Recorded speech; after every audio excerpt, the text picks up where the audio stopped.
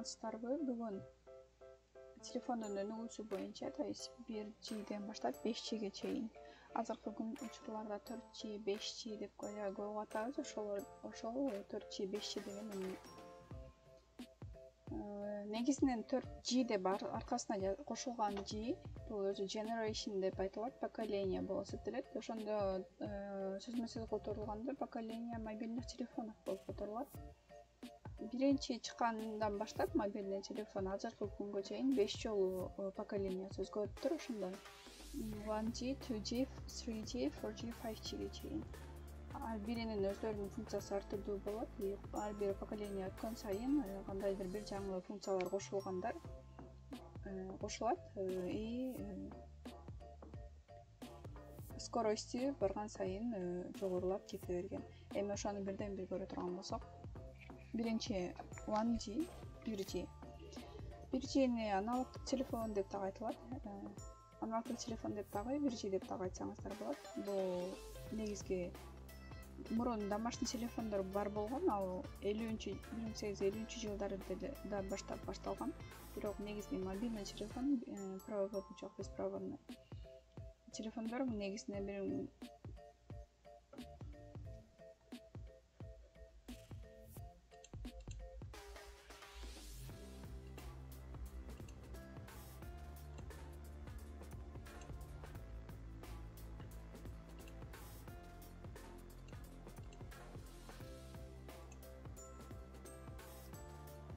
биринчи 1G телефондор негизинен 1980-жылы жасалып чыгарылган.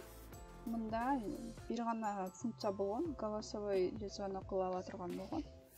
Ана скорости бул жерде жазылып тургандай аябай секин болгон.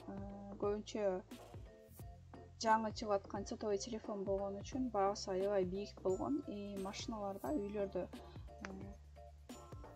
орнотулуп, бир жерге орнотулуп коюлган телефондор болгондагы аябай баасы кымбат болгон үчүн баары эле колдоно алган. Мисалы, Кореяны алып карай турган болсок, Кореяда 1G чыкканда мындай телефондорду 480 эле адам сатып алган экен.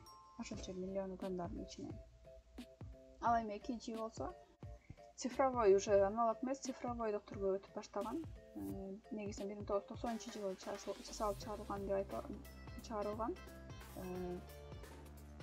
1992-93 ар жылы өткөн сайын ар түрдүү чыккан, бирок негизинен үйрөнгөнгө оңой болуш үчүн 90-жылдары жасалып чыгарылган деп айтып койсок болот. Мында голосовой звонок плюс жаңы функция кошулган, SMS жөнөтө алганбыз. 1G'де SMS жөнөтө алганбыз, жөнөтө звонок алган.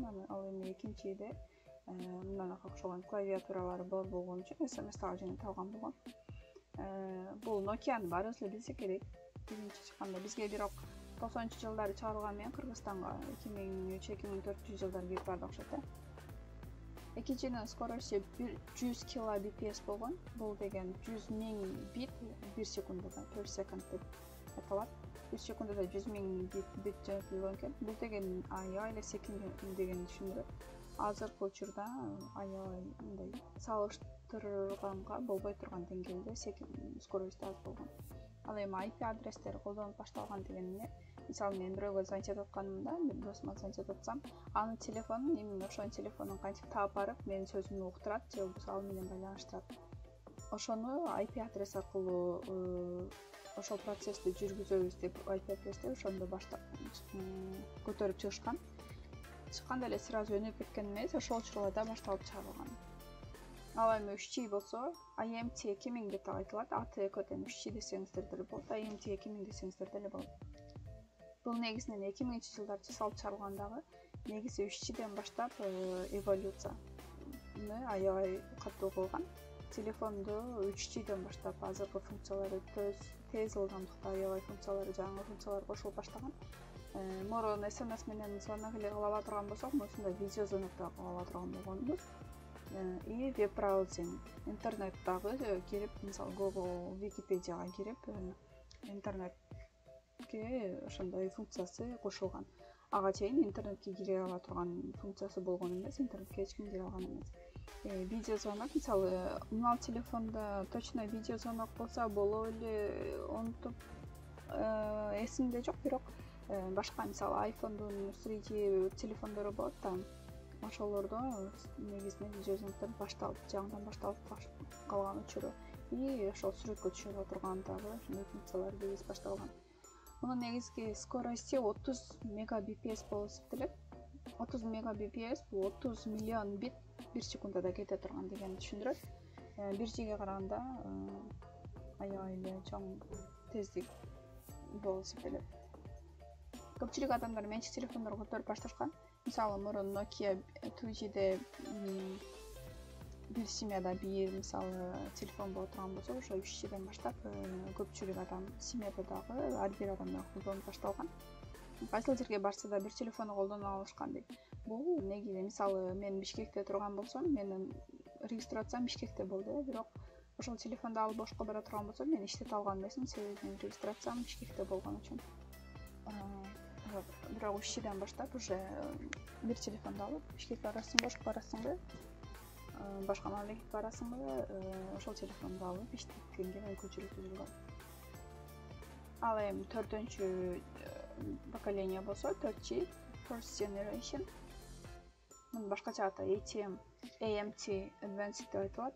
Негизинен 2010-жылдары жасалып чыгарылгандагы голосовой видеозвонок SMS ал негизинен фундаментально бар болгон болуп эсептелет дагы. Веб браузинг дагы бар и SNS аябай көп чыгарылып баштаган 4G'де өнүгө баштаган. Мисалы WhatsApp, Instagram'дар ошол 4G'ден баштап чыгарыла баштады.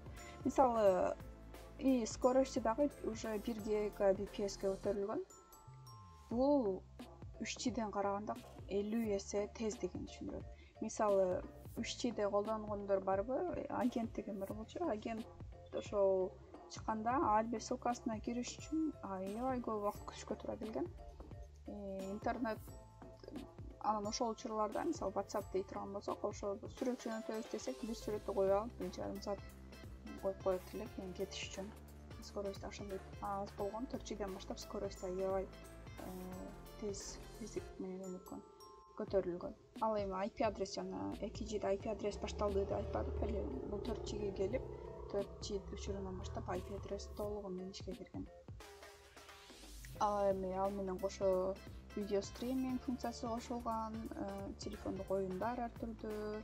Анан негизинен сенсорлук телефондор көбүрөөк колдонууга өтө баштаган. Акыркы поколениясы болсо 5G, азыр колдонуп атабыз го. 5G IMT 2020 деп дагы айтылат. Көй жерде эле аты 5G десе деле болот, IMT 2020 десе деле болот. 2020-жылы жасалып чыгарылган. Ошол 2020-жылы былтыр ишке чыгарылды. Кореяда дагы мисалы 2020-жылы апрель учурларында 5G аябай чыгып баштаган. Мында негизи голосовой видео, SMS, браузинг, SMS дегендер мындай фундаментально кирген дагы эң көзгө көрүнө турган жаңы функциясы болуп IoT. IoT дегенибиз техникалардын интернет деп айтып коебуз да. Мисалы мурун телефон өзүнчө телефон, эшик өзүнчө эшик болгон. Азыр болсо эшикке сенсорду коюп, мисалы сенсорду коюп, телефонго дагы бир функцияны киргизип, application приложенияны киргизип, эшикти автоматически жаптыра турган кылып кое турган болсок, отуруп эле телефондун баттын басып коебуз дагы, ошентсек өзү сигнал барып эшикке сразу эшик жабылып ачыла бере турган. Ошолор типа IoT деп айтып коет. Мисалы же болбосо башка келатканда телефондун жакындашып атканын сезип туруп, мисалы смарт кофе жасай турган нерсе дейт айта турган болсок, адамдын келатканын сезип туруп эле телефон сигнал берет дагы, кофе сразу сен келгенге чейин кофени даярдап чыгарып коет. Вот ошолор IoT боюнча. А скорости болсо 20 гигабps, то есть бир секундада 20 көбөйтүлгөн 18 даражасындагы штук бит кетет бир секундада. Бул BPS менен, бул скорость менен 1G'нин скоростун алып карасаң, 1G оюнчук эле болуп калат. Мисалы смарт офистер чыга баштады, көбүнчө автоматизация боло баштады, баары адамдардын катышуусун минималдаштыруу. ошону менен биргеликте ошол керектүү жумуштарды аткаруу, телефондор эле өздөрү, телефон техникалар. Анан айдоочусу жок машиналар дагы чыга баштады. Азыр колдонулганга анча көп кире элек, бирок бар.